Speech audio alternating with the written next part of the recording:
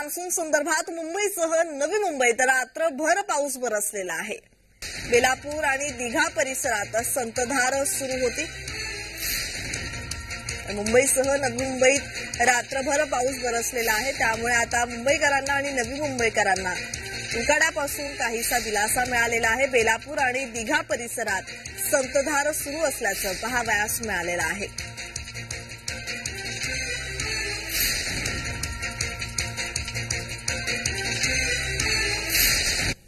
दरम्यान या संदर्भात अधिकची माहिती देत आहेत आमच्या प्रतिनिधी कविता लोखंडे। कविता, या संदर्भात अधिकचा तपशील।